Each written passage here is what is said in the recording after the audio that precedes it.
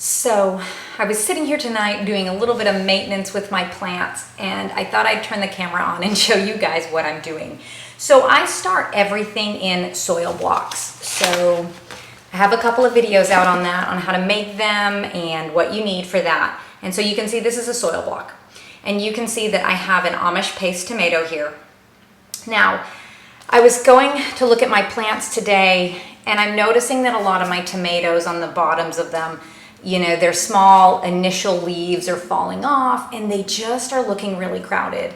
I have another 2 weeks until my last average frost date, and although the weather looks really good, the irrigation isn't finished yet, and I'm also still testing my soil to see if it's still contaminated with herbicide. So I have a soil test going in every single bed of the garden as well as every row of the garden. So I have to wait for all of those things to be done first before I can plant these guys out. But let me just show you what these soil blocks are capable of. So these tomato plants were started February 21st. These are literally 5-week-old plants. Now this was started in a soil block. I've just since potted it into this solo cup because they need more space, and I don't have enough of my soil block mix left to make 4x4 soil blocks to fit these guys in, so I'm just going with solo cups because that's what I've got. And then on the top I have some vermiculite because I'm fighting a really bad case of fungus gnats in here, and in fact they're affecting some of my really small seedlings. So I'm trying to get rid of them. But I just wanted to show this to you guys because I think it's really important that you see the quality that you get with the soil block mix that I use. So these guys are going to be really good. Now I'll also show you this guy. Okay, so he is much smaller. This is an Amish paste. He's much smaller. And the reason that he's much smaller is because he's being crowded out by everybody else. I always start my plants on Valentine's Day, and I plant them out after 8 weeks, which is after my last frost, April 15th. And so I thought I had plenty of time. But these things are just growing crazily. So some of the plants are just going crazy because they took off faster, and the other plants, unfortunately, are just not getting as much light from the grow lights because they're being shaded out. So I really had to do something. So this is what I am doing tonight. I'm just simply up potting these guys into solo cups.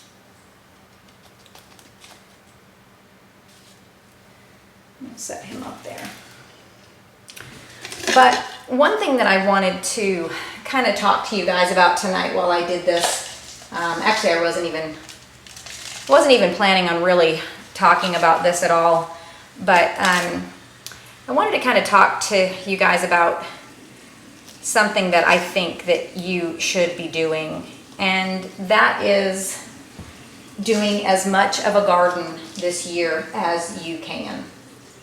Now I know that we're seeing things in the grocery store, and although prices are going up, you know, we've been kind of conditioned to say, you know, well, you know, this product's not here, but maybe I can buy this instead. You know, there's still stuff available. So when they put food on the shelves for the year of 2022, what we're seeing is the food that was grown in the 2021 season. So it's kind of a year behind. So this year, 2023, we are now going to see the food that was produced in 2022. Now we're already seeing some shortages, but like I said, there's still food available.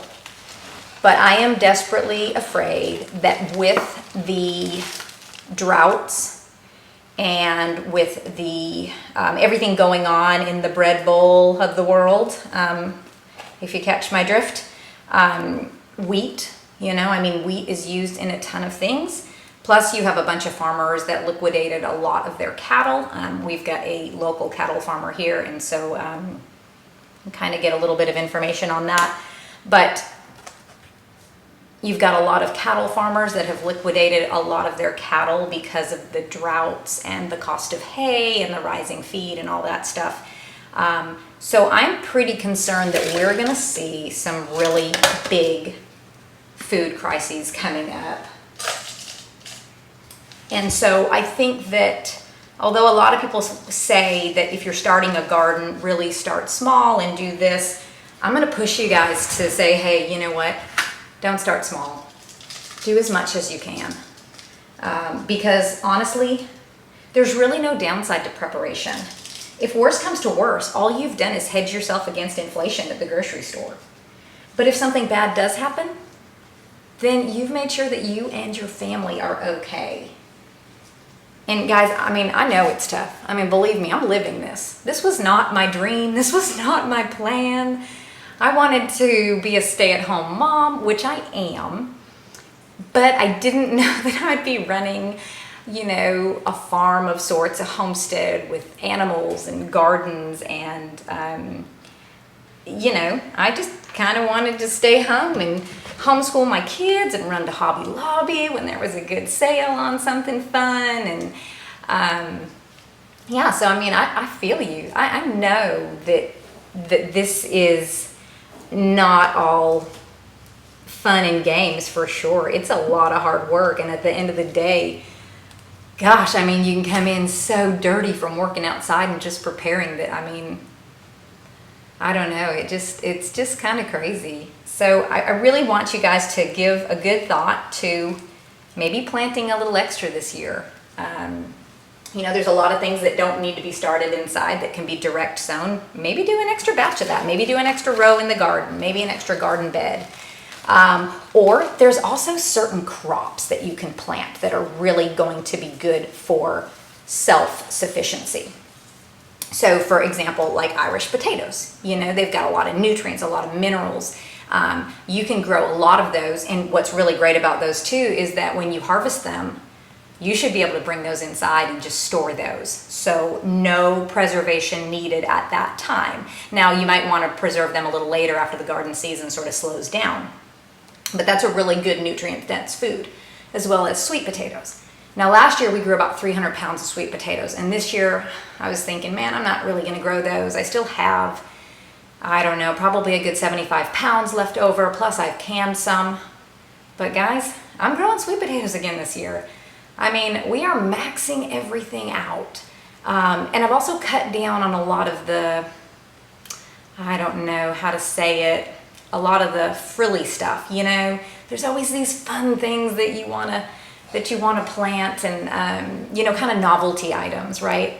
I have cut those out this year. I mean, I'm not doing the fancy dancy, you know, peas and the fancy dancy beans and all of those exotic crops. I am gonna stick with what I know is tried and true. I'm gonna dedicate my garden space to those crops that I know will feed us.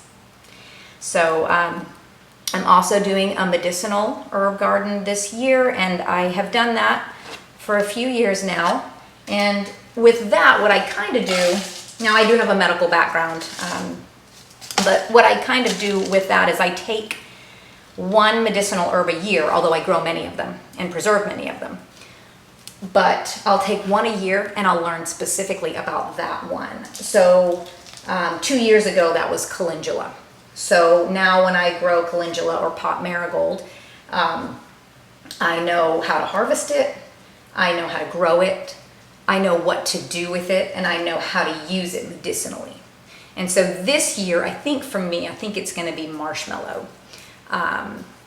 So that's my guy for this year. So we'll see how that goes. But if you can just learn a little bit every season, it'll go really fast. You'll learn so much so fast, you know, and that's another thing too. You know, people want to say like, oh, you know, it takes so much knowledge and everything to grow food, and you really have to know what you're doing. And now I do agree with that. But I will tell you guys, when I got this whole crazy itch to, you know, be self-sufficient, because I thought the end of the world was coming, and I still kind of do think it is coming. I just went to the library and I got book after book after book. I mean, I would check out 30 or 40 books at a time, and I mean, you know, the librarians kind of give you a sideways glance. But I read and I read and I read and I read, and you know, you can gain so much knowledge that way. And now I'm not discounting hands-on, because I do definitely think you need that too. But guys, I mean, don't spend your time on Netflix. I mean, you know, if you need an escape, okay, I totally get that. Sometimes I just need to sit down and watch something totally stupid so that I don't have to even think about anything.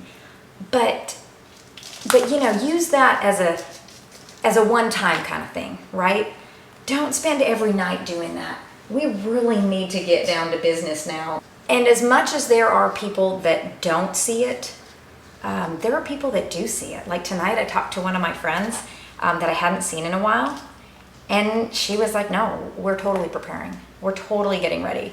She told me that, you know, she's not growing certain things in her garden this year, you know, pretty flowers and things. She is going to dedicate that to food this year. And so there are more and more people waking up, which is really great. But there's still a whole heck of a lot of people that aren't. And, you know, I'm afraid that if they come knocking on my door, I'm not going to have much for long. So let's just do the best we can. Let's keep doing, you know, just do that next thing. And I get it. It takes motivation, and sometimes I don't have motivation. But it feels good at the end of the day to know that, gosh, you know, I crossed that one off the list. We got that one done. This one's good. And let's move on to the next one tomorrow. So anyways, guys, I hope that you were able to kind of see the quality of plant that we're getting from seed blocks over here and that seed block mix that I shared in one of my other videos, in case you want to try that. And hopefully y'all will go and just plant a big old garden this year. So thank you so much for listening to me tonight, and I hope you guys have a great rest of your evening.